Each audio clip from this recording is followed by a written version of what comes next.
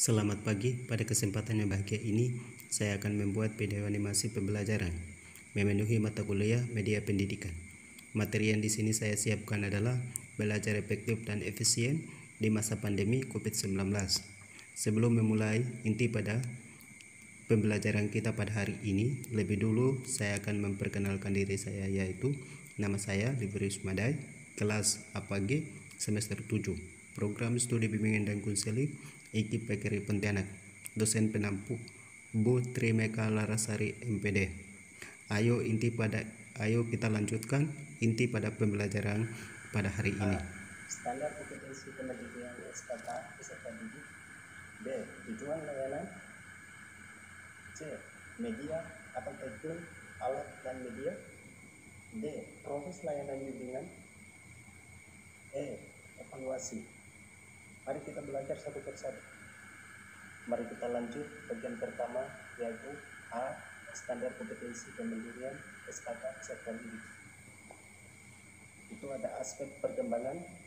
Yang ke-1, kematangan intelektual, internalisasi tujuan. Yang kedua, mempelajari cara pengambilan keputusan dan pemecahan secara objektif. Dalam konteks ini, saya akan memperjelaskan sedikit adalah dalam konteks pembelajaran standar kompetensi ini disebut standar kompetensi kelulusan SKL. Sementara dalam konteks pendidikan dan konseling, standar kompetensi ini dikenal dengan istilah standar kompetensi kemandirian SKK, yang di dalamnya mencakup 10 aspek perkembangan individu SD sampai SMP. Apa sih pengertian SKKPD? Dalam pengertian SKKPD adalah kompetensi kemandirian peserta didik yang disingkat SKKPD adalah standar kompetensi yang harus dicapai oleh peserta didik mulai di tingkat dasar SD sampai perguruan tinggi. Mari kita lanjut bagian B. Bagian B adalah tujuan layanan. Sebelum kita lanjut tujuan layanan, di sini saya akan memperjelaskan sedikit, yaitu tujuan layanan bimbingan dan konseling tepat khusus bantuan yang diberikan kepada siswa secara terus-menerus agar tercapai kemandirian dalam memahami diri, sehingga siswa sanggup mengarahkan dirinya sesuai dengan tuntutan dan keadaan lingkungan sekolah dan keluarga dan masyarakat. Melalui proses mengamati, menanya, dan mengumpulkan informasi, mengkolaborasi, dan mengkomunikasikan hasil informasi yang diharapkan peserta didik mampu. 1. Peserta didik atau konseling dapat menafsirkan definisi belajar efektif dan efisien. Yang kedua, peserta didik dapat membuktikan manfaat belajar efektif dan efisien. Yang ketiga, peserta didik dapat merumuskan belajar efektif dan efisien di masa pandemi COVID-19. Mari kita lanjut bagian C. Bagian C adalah metode atau teknik, alat, dan media. Yang satu, metode daring. Metode daring seperti halnya membuat konten dengan memanfaatkan barang-barang sekitar rumah maupun mengerjakan seluruh kegiatan dalam sistem online.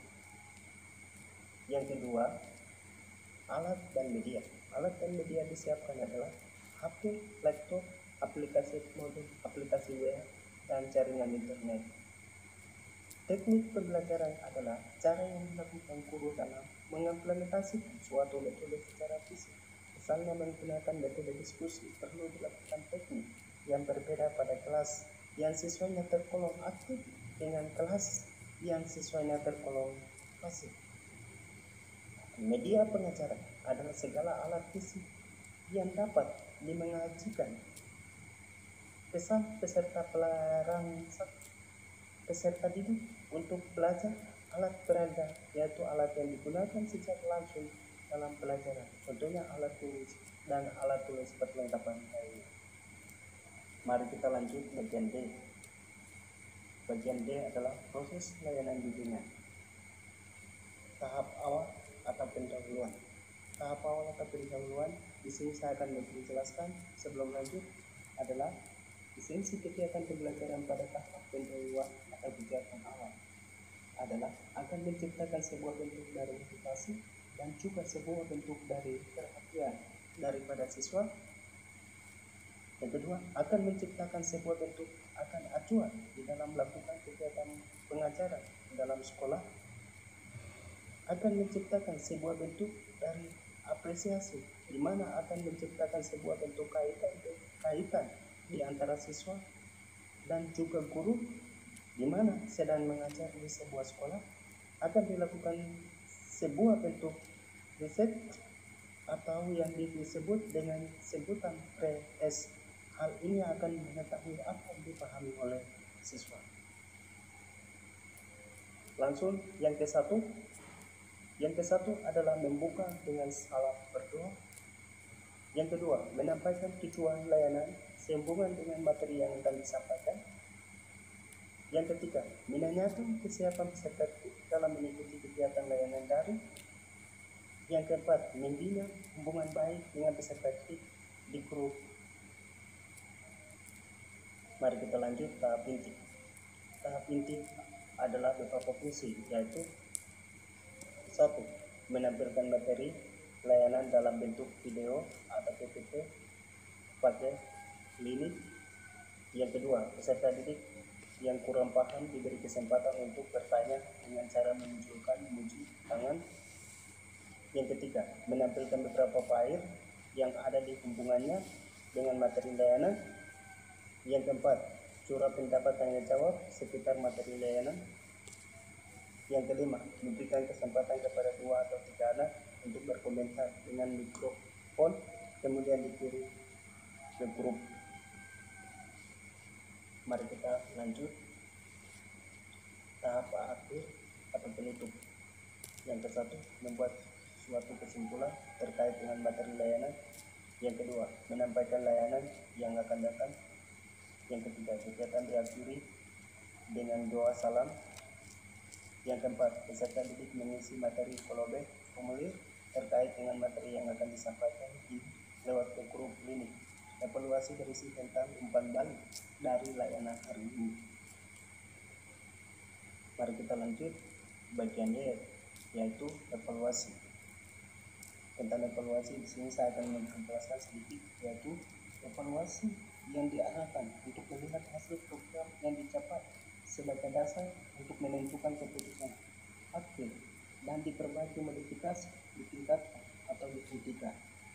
Evaluasi proses adalah evaluasi yang mencakup usaha-usaha yang telah terencana sistematik untuk meneliti proses belajar mengajar yang telah menghasilkan suatu produk, baik terhadap fase perencanaan maupun terhadap fase pelaksanaan. Evaluasi proses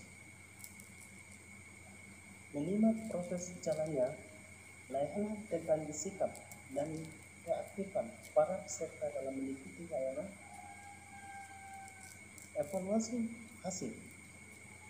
Evaluasi dari hasil ini akan dilaksanakan secara daring melalui tim, akan dibagikan oleh komunitas.